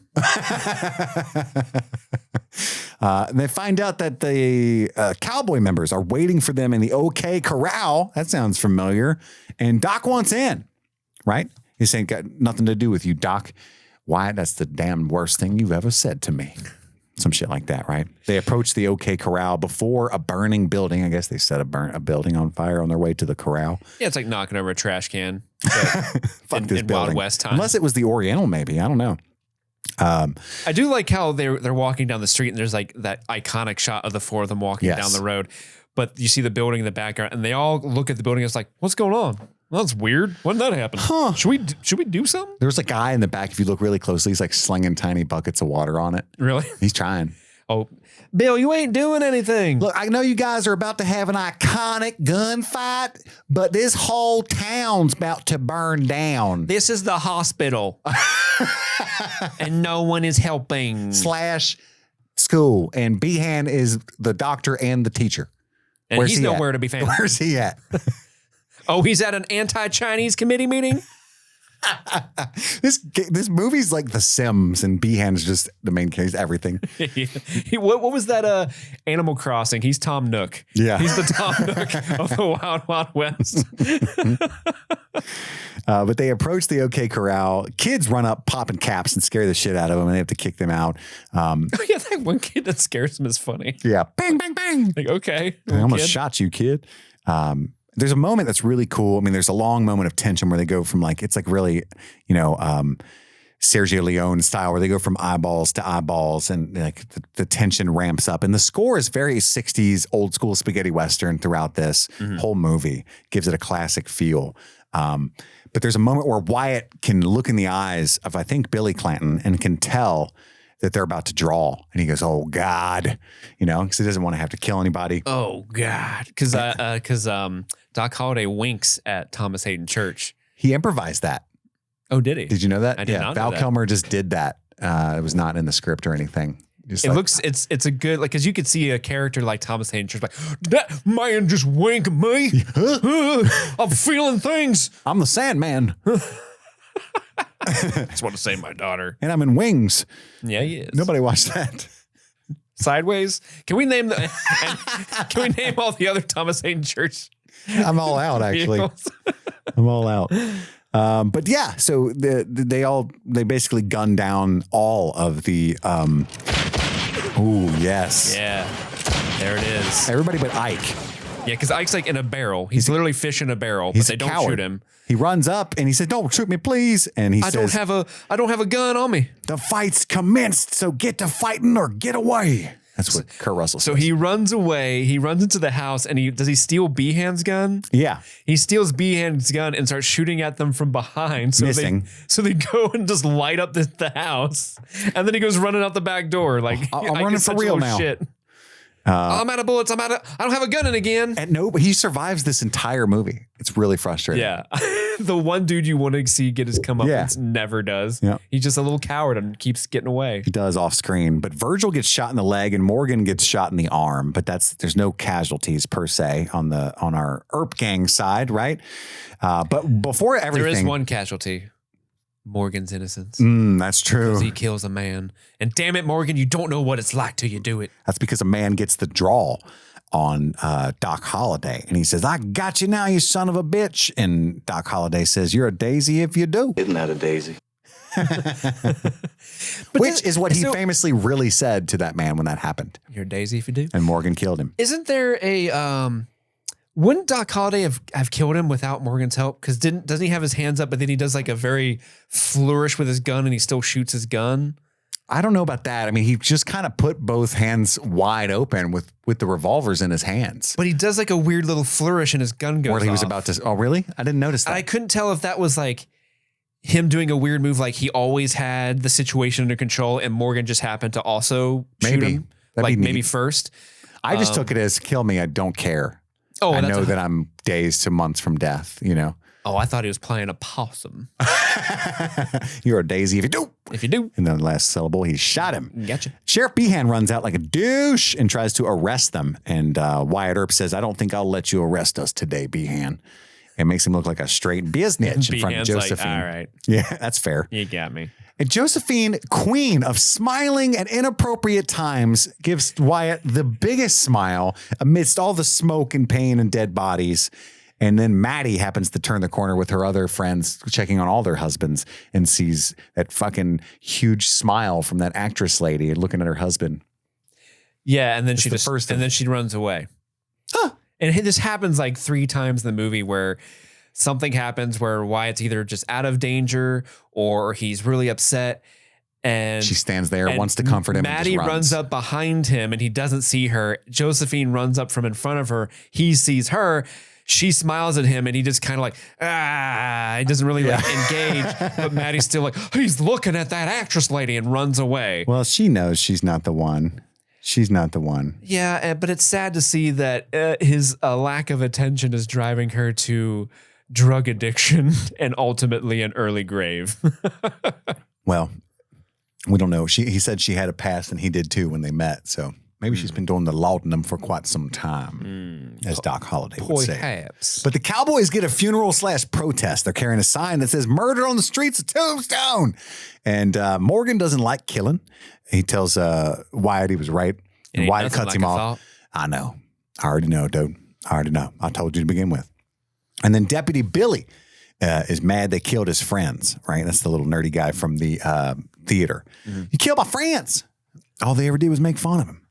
And then Johnny Ringo is drunk as hell. That's Johnny Ringo. I want your blood and I want your souls and I want them both right now. And they all basically brush him off. You know, ain't no money in it is what Wyatt says. But then famously, tell him what they say, Steve. Tell him what he says. I'm your huckleberry. Damn right he is. Damn right he is. Say when. That's just my game. But he's got the gun. I love this scene. He's got the gun behind his back. He's ready. Like a gentleman. Just in case you're faster than me, you're not, because I'm already holding it. Yeah. You know what I mean? Like, it's so good. Say when. Say when. But Curly knows that Doc, this ain't the time. Well, Doc can probably beat him, is my estimation of that. But he also knows in this situation, he's sober. especially because he's drunk. Yes. Johnny Ringo's wasted. Yep. Yeah. That's the one man you can't beat drunk. So Curly and the boys pull Johnny Ringo back. He's just drinking. He goes back to the port shave he was enjoying. Barbara, proceed. Proceed. I want to do that next time. Happy ending, please. Next time I go to a Great Clips, I'm gonna sit in the chair and just say, Baba, proceed. Say when. It's like when. A storm is literally brewing. The symbolism could not be more obvious. There's thunder and lightning a-clapping like cheeks in the distance. And Behan confronts Josephine about Wyatt. I know you like that hairy handlebar bullshit dude. I like him too. I'm not going to lie. I kind of want to kiss him. I don't tell anybody that. Don't tell anybody. Behan knows that the Cowboys are going to be killing all the Earps that night. That's just when we find out not only is he a douche, he's a real live piece of shit. He's working with the Cowboys. Indeed. He busts in and shoots and misses all the women, one of the Cowboys. Whoever this assassin was for the women with a shotgun is maybe the worst assassin ever committed to film, because he kicks open the door. He has the tiny room. He has the element of surprise on 3 targets who make up 75% of this room. He's got a shotgun and somehow doesn't hit one of them. Not a pellet. He's like 1 shot, 2 shot. Ah, shit. I'm running. These women are scary now. I better leave. Because I brought Josephine 2 had come bullets to for 3 warn them, women. right? Damn, poor idea. Because wasn't Josephine there to warn them?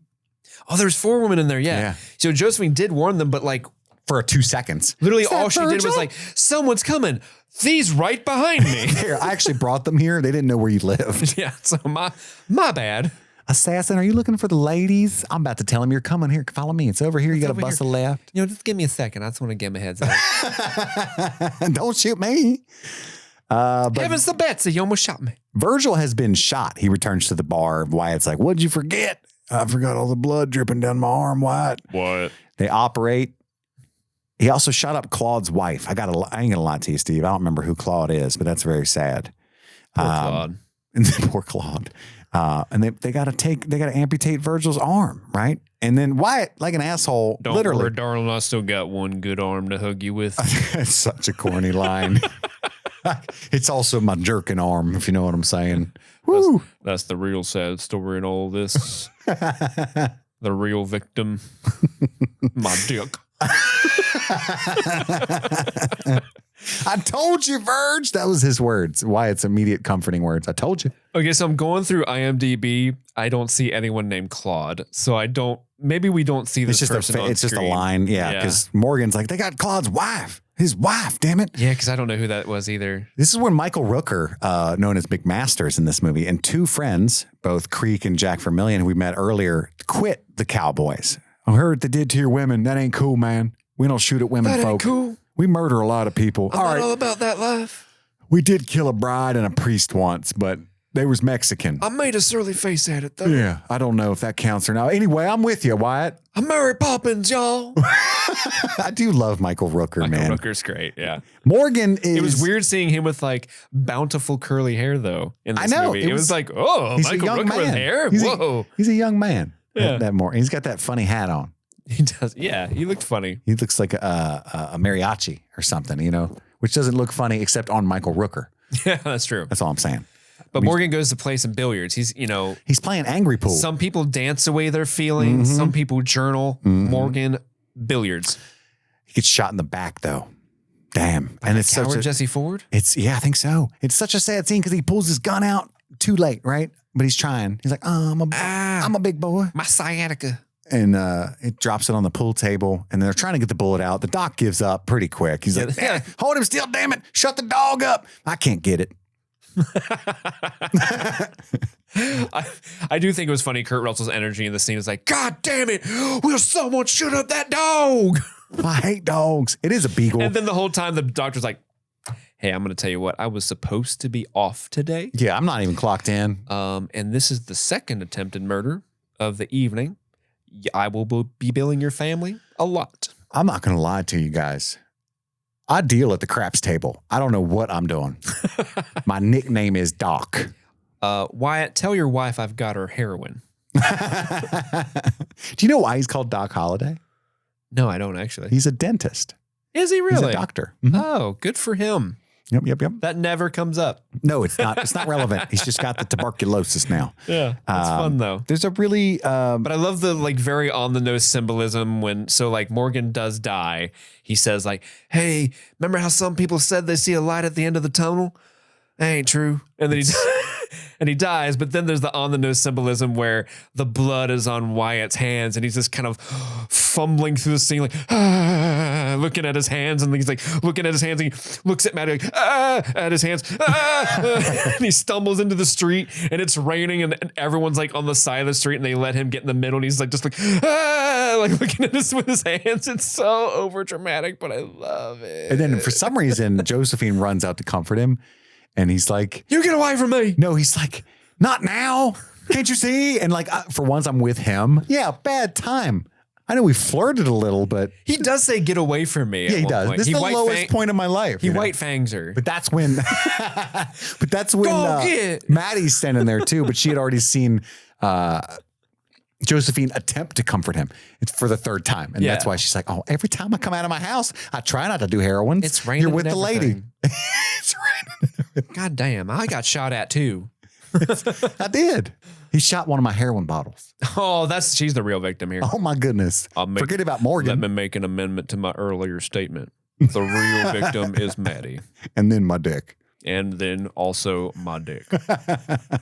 Because my dick beating hand is gone. And I will shed a tear at the sunrise thinking of the hand that was and the good times that we had. At least once, sometimes twice daily. And if I was feeling extra froggy, a third time. Any hoozle. Morgan, he gone. He did. And Maddie had forsaken Wyatt. But the next morning, Wyatt and company prepare to leave town. He goes over and says it's over to Curly Bill, who says, bye. Bye, Felicia. And then he tells Ike to take Steelwell and finish it, right? So he has no intention of actually letting them live their lives and go their merry way. But luckily, Wyatt has no intention of actually leaving the situation alone. He put Virgil and the women on the train, and he kills Stillwell sneakily while he's trying to get Virgil. Where's Wyatt? I'm right here. Shotgun. And then he cuts Ike with his stirrup and tells him that he's a marshal now. You called down the thunder, and well, now you've got it. I see a red sash. I killed a man wearing it. Run, you cur. I'm coming, and hell is coming with me. You know who's not coming? My brother, Virgil. Because he lost his hand. He lost his hand. He's still going to become a sheriff in California, though, so good for that guy. That's neat. Yeah. That's neat. So, yeah, the rest of the movie is him murdering everyone with a red sash. And he can do it legally because he's a marshal. I was shocked because then this immediately goes into a montage, right? Yes. First of two. Yeah, first of two montages where he's just railroading red sash cowboy gangsters, and it's just like not even a challenge for him. No, riding across the sunrise or set, I couldn't tell. He just rides his whole ass horse into a building and murders one guy, gallops along, shooting at nothing, but we're supposed to assume that there's at least one red sash in every one of those bullets, I think. Yeah. There's a guy in an opium den who goes to put his mouth on the opium hose, but it's a plot twist. It's Wyatt's pistol, and It's he a looks gun up barrel. and goes, "Oh," and then he just shoots him. Cold-blooded murder on every one of these dozen sons of bitches. And then he looked right at the camera and said, "Don't do drugs, Yeah. Maddie." Dead, opium den, gun barrel sucker, ha was my note throughout this montage. One of my favorite moments too is Doc Holliday. He busts into like a whorehouse with somebody else, and the guy's like, "Don't move," and the Doc goes, "Nonsense, by all means move." Like we're just shooting them down anyway, right? But now they finally get to a trap set by for the Earp gang by Curly and his gang, and they're pinned down. Wyatt just walks into the middle of the creek, and nobody else can decide what to do. Oh yeah, so yeah, they start getting shot at like they're across the creek. There's a crossfire. He actually says that. We got ourselves a crossfire here. Because like some of his gang is behind him. And so they're literally laying on the ground, like finding like twigs and shit to hide behind. Yeah, Michael Rooker's literally laying behind like the tiniest log I've ever seen. It's awesome. And they're holding the shotguns up like in the air. And like I think that they would lose those guns the moment they fired them because of the recoil. But sure, movies. And then we get the best part of the movie, Chris, because Wyatt is like, you know what? I have the power to deflect bullets simply by yelling the word no. And so he walks out into the creek. No one can hit him. Curly Bill's like, oh boy, I'm going to get him. And so he's like, everybody stop shooting. He's mine. And he shoots like, 3 shots at him, misses every shot. And then Wyatt goes, no! And blasts him with a shotgun. Point blank with a shotty. No. And his little best buddy is like, oh God, no way. And then he eats it too. And everybody else inspired by that finally runs out to the middle of the creek and starts shooting as well. Mm-hmm. And now Ringo's in charge, right? Which is alluded to earlier in the film. Look, darling, Johnny Ringo.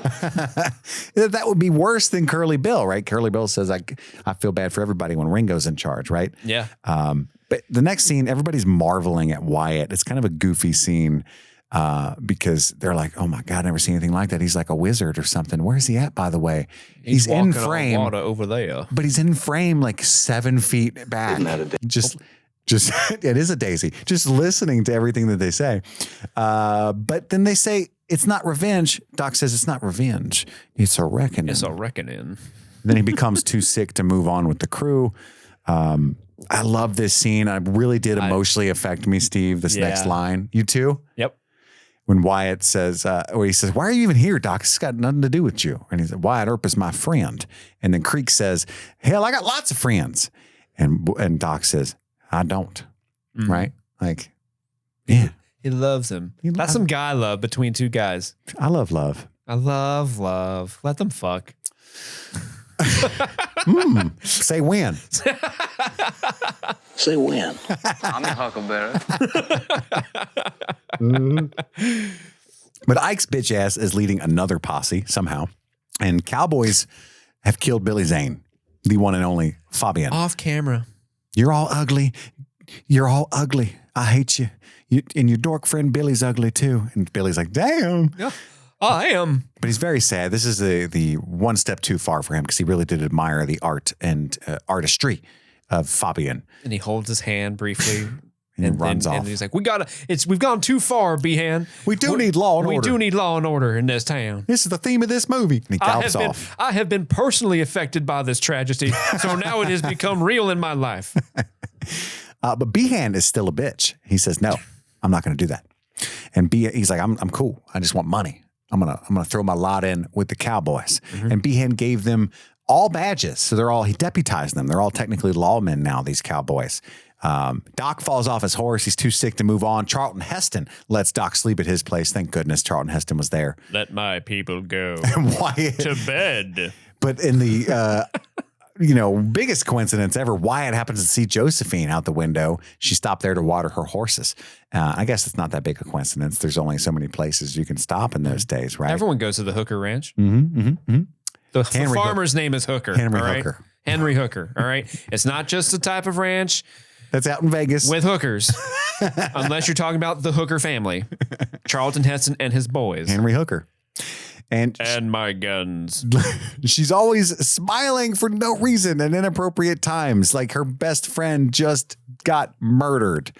And as soon as she sees Wyatt, she's like, hello. It's a weird thing. What you up quirk of her to? character. Yeah. How's your day? Mine was kind of terrible, I guess. My best friend died. I'm rich. I'm going to wipe my tears with my minis. And then she says, I have to go. And does in the most gangster shit of all time. She just leaves. Mm-hmm. They stare at each other for a moment romantically. And she says, I have to go. And she does. And he's watching the life he could have had if he wasn't a lawman right away. There goes the pussy. There goes the money. And presumably the weed. I don't know what the three weed things is. I want. God damn it. Little Wayne, I'll let you down. Little Wayne, I'll let you down. Oh, no. Tucci no more. Tucci. A man dragging a body behind a horse approaches, and it's Mary Poppins, otherwise known as Poppins, y'all. McMasters. He's not looking good. Ringo wants a straight-up fight at the Oak Grove Silver Springs Canyon in 7 o'clock. And we cut to, and Wyatt Earp's like, I'll be there. I love how the writer's like, I don't know, like a football field lengths away yelling all this information. And just the way Kurt Russell goes like, you tell him I'll be there. He looks like that meme of the woman who's pointing and yelling, and the next picture is a cat like hissing at her. Like he's doing that arm pose. Like, Yeah. You tell him I'll be there. I'll be there. I won't be late either. I got a stopwatch and everything. I won't know exactly where to go because there will be people there who need to direct me further, which is a thing that happens in a couple scenes. It is true. But Ringo waits, and he tells Ike to kill everyone else when he's done with Wyatt. So again, they're not men of their word. But Wyatt goes to talk to Doc, who's laying in, I presume, Charlton Heston's best bed. And he says, dang, it sucks. I already know what I want and who. And what I want is to have sex with Josephine. And that's the who part. Dang. Dang. But I'm going to go die. I lived my whole life not knowing what I wanted from it. It was What if the whole thing, like what he three really things is all I've ever wanted, I found out. What if like the thing that he really wanted, we all assume it's like he just loves Josephine and he can't be with her, but really he loves Josephine because that's his ticket into theater. What I want to do is dance and sing. God damn it, Doc Holliday. I could have been an amazing Faust. What makes Ringo? A great empty hole right through the middle of him. He can't fill with enough stealing and killing and money. He wants revenge. For what? For being born. And Doc Holliday is speaking from a place of self-knowledge because he and Ringo are so similar. Yeah. And that's what makes that scene so powerful. And he looks at Doc and says, I can't beat him, can I? And Doc coldly says, no. No, you cannot. Johnny Ringo will kill you. He will make it look like you suck. Frankly, I don't care how long that barrel is. None of the people you just killed in the last montage were fighting back, technically, Wyatt. They were running away. I thought it was funny, personally. However, I was having a hoot. and he does something really clever. He says, what's it like to wear one of those? Meaning his badge. Meaning his badge. No, he meant the brassiere on the woman behind Wyatt, but Wyatt just gave him his badge. How lewd. And Wyatt gives him his badge. And then Charlton Heston vows to protect Doc, which is very kind of Charlton Heston. And Wyatt tells his friends to run to New Mexico because they're all cops now, the people that are chasing him, right? And it's Doc that shows up because, you know, what's his name? He and Ringo have unfinished business. They do, but Ringo's so happy at first, like, oh my God, Wyatt, you showed up. I didn't think you had it in you. That's what he says. That's what I was I'm your looking for. huckleberry. Fuck yes. That classic shot where you just see like a man in a cowboy hat silhouette, and then Val Kilmer just steps forward, revealing that it's him. I'm your huckleberry. I'm like, oh, that's so cool. Looking still awful, but so much better than last we saw him. And Ringo is scared. You can see it on his face. Like, oh, I ain't got no beef with you. You're cool. Shit. And I love that Doc Holliday is smoking, obviously exacerbating his tuberculosis, but that shows his not giving a fuckness, right? And Ringo says, I was just fooling about. And he says, I wasn't. I wasn't. And now it's legal. He's got the badge, right? Yeah, he kept the badge so he can legally kill him. Yep. That was the whole plan all along. They circle. That's how laws worked back then. Yeah. I had the badge. The badge. And I was a British guy? I had the badge. I had the badge. I didn't just get this at a Spirit Halloween. This is a real legit Marshall badge. All right. They circle and circle like vultures. And then he says, say when, of course, right? Say when. Doc pops him in the forehead and just keeps on smoking his little doobie. Yeah, and he doesn't die immediately. He's like doing this thing where he's bleeding out of his head, but he's doing this weird like he can't like do Function. anything. Yes. It's really terrifying. It's terrifying. He's like, oh, there he is. And then he's Doc's got the like- cigarette still in his mouth. Yeah, he's like taunting him. Come on, Ringo. You got it. You can do it. Come on. But I love that it's so fluid because Val Kilmer trained with guns, like old school gunslinging, and you can see he draws so quickly, pops him in the head, and then puts it spins it back. and puts it away. Before and then Michael hits his Biehn cigarette. even like got his gun out, and No. and they've established that Michael Biehn is really quick with that. Ringo's thing. fast. He's super fast, but he's like nowhere near as good as Doc right. Holliday. Damn right. Yeah. In fact, the rest of this movie, strangely, and that's why I think the screenplay is kind of all over the place. And you can see where they tried to take a lot of info and put as much as they could, right? Because a lot of this third act is focused on this relationship between Doc and Wyatt. Yeah. That wasn't quite that yeah. emphasized in the first half of the movie at all. And so it's interesting to me, like almost the whole ending is about Doc, which I love. It's my favorite character, right? One of the best characters in all of cinema. I can see the screenplay is kind of a mess. I don't give a shit. Well, that and then the next there's maybe like 10 minutes left in this movie after this, and then but it feels like, what are we doing now? The threat has been ended. It does. Where does we go from here? Oh, we get another montage of murdering fools. It's so weird when they go back to finishing the Cowboys. It's such a bizarre choice, but they do. There's another murder montage. And then it ends with Ike like, all right, fine. And he takes his sash off and throws it. He survives. And so like, he But took I the think- sash off. We can let him live. I think Behan was in that chase. If I noticed for the first time, and I think he got killed. I didn't notice that. But he's telling, I forgot when he's telling Ringo when he's smoking, like his head is smoking from the hole. And he's like, you're no Daisy. You're no Daisy at all. Poor soul. You were just too high strung.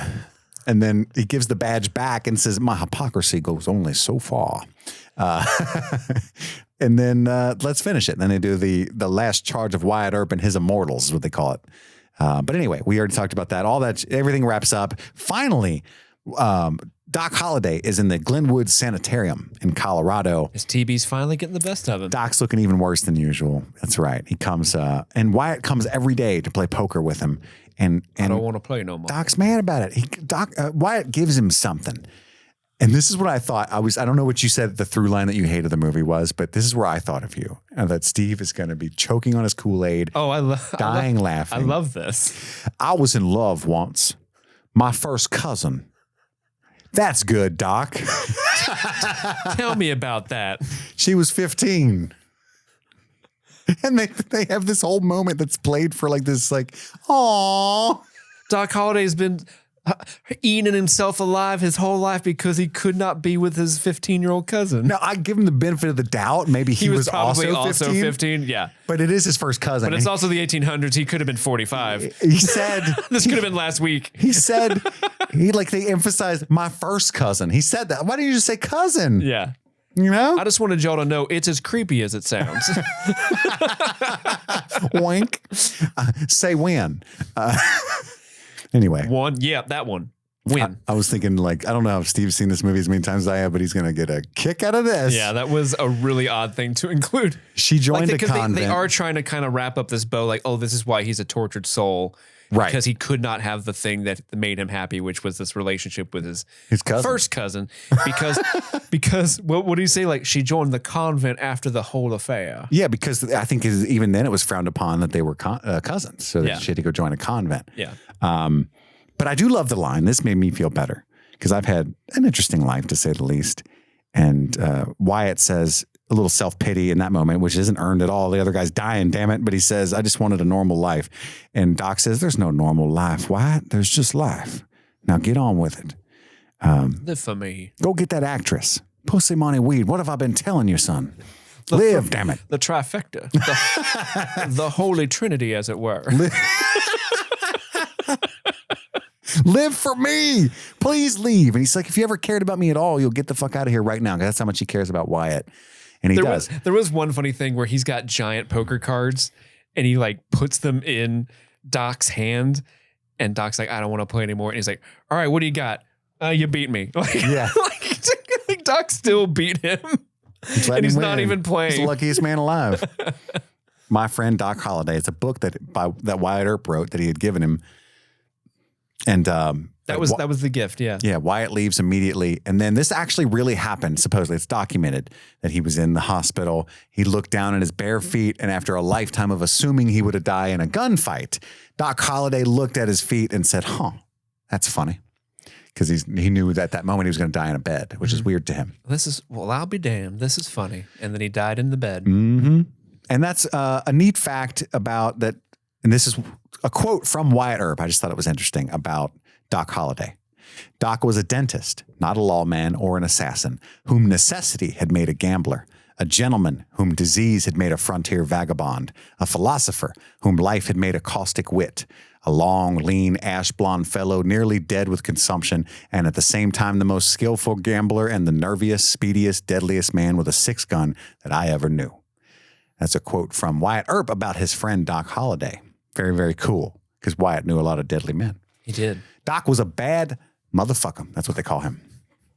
A BMF? Mm-hmm. But Wyatt goes for Josephine. And I love... He finds Josephine, and he shows up and says, I ain't got shit. No pride, no dignity. No money. No That's money. For true. I prematurely ejaculate, but I'll love you for the rest of your life. And she says, don't worry, my family is rich. And then they dance. Boy, howdy. And and he says, like, I'm going to give you what we wanted the first time we saw each other. A dance. What if he said heroin? And he was the reason Maddie was like that. And then the camera pans over and Maddie's like 10 feet behind him, like again, damn it, Josephine. Okay, so this is the thing that blew my mind. So like they start dancing in the snow and it's like, oh, happy ending for the hero. Right. The narrator comes back in. The narrator comes back in to give us some updates on what happened. Like, oh, Virgil went on to be a sheriff despite having only one arm. Ike was killed 2 years later in a robbery gone wrong. And Josephine and them are super happy. Maddie died of a drug overdose 4 years before this you're seeing now. So like so she dies sometime between the OK Corral and his like vengeance spree. And they don't talk about it. So when he gets together with Josephine at the end, you're just like, he's still married. And, right. And the narrator's like, wait, hold on. Wait 1 second. It's fine. I know what you're thinking. You're all thinking like, oh, old Wyatt Earp, you are in a real bucket of syrup right now. A rapscallion. You are a true rapscallion. I don't like the cut of your drip. Oh, the wife's dead of an overdose? That's fine. Fuck her. Which is really awful. For listeners that don't know, I am in recovery of 11 years from many things, but including heroin IV use. So, because I've gotten an email before, at least one, that was like, I really don't like the nomenclature with which you give people afflicted with addiction. And I'm like, sorry, I'm in the recovery community. That's how we talk to each other. It's just, we have gallows humor about the whole affair. And I'm merely pointing out that I absolutely. think this is fucked up that Yes. they're doing that to this character. I wanted to clarify. They are clearly painting this poor woman like she is of lesser value of a human being because she suffers from addiction. Yes. Thank God Wyatt Earp got out of that one. Oh boy. I guess my efforts were in vain. Sorry, there's one other bit. Like Wyatt Earp lived a long life. He died in what was it, like 1920 something, 1929, and Tom Mix wept. He cried. An actor. The early film Western actor Tom Mix wept. It is kind of wild that Wyatt and Josephine were together 47 years from this moment, right? That's what we're led to believe. And apparently he became pretty well known in early Hollywood circles. Like that would have been like the height of the original, like, have you ever seen Babylon? Like all the orgies and blow and stuff. You could see Wyatt Earp in there as like a 60-year-old man, like, woo! Hell yeah, good for him. This is rootin' tootin' all. This is all I've ever wanted, my three things. You know what? Maddie would have loved this. She would have. Oh, bless her soul. She would have laid in bed, though. Asked him to bring it to her. Yeah, Virgil was a one-armed sheriff. Ike got shot and killed in a robbery. And Maddie been dead. Maddie been dead. And that's the... and John Wayne claimed to have met Wyatt Earp. But He probably... I talked to Wyatt Earp one time, and he told me, you're going to be the best damn on-screen cowboy I've ever seen. Bet. He claims that Wyatt taught him to do his signature waddle. I mean that's possible because John Wayne did get into movies by like he was like really young and would just sneak onto film sets and just Spielberg style and just like what do you need? I'll do whatever you need. Yeah, and like he loved doing westerns, so I mean that's possible. Yeah, but also John Wayne does tell a lot of bullshit that comes out of that man's mouth. So I never told a lie that I didn't tell myself. If you know what I'm a war hero. JK never went there. I'm a coward, but I'm a badass. But yeah, that was Tombstone. I hope you guys had as much fun as I did. That was one of the hardest I've laughed in a good while. It's like Lord of the Rings episodes laughter. I was having a good old time. I think I was loopy. We might have been. It's been a night. It's been a day. Yeah. A whole ass affair. But I'm glad you guys joined us. Email the show. Follow us on Twitter. Follow us on Instagram if you haven't yet at streamingthingspod official. And that's it. That's all the time we have for right now. We love you so damn much. My name is Chris. And I'm Steve Pilgrim. And this is Streaming Things. Happy streaming.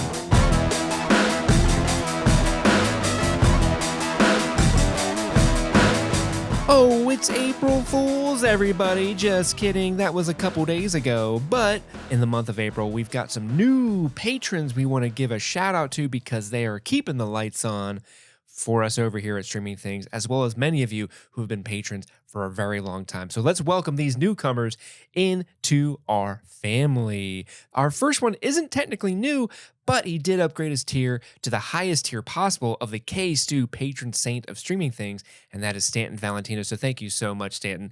We also want to welcome our brand new Try Before You Deny producers, Wendy O'Laughlin, Jason Hawkins, and Matthew Emerson. Thank you, guys.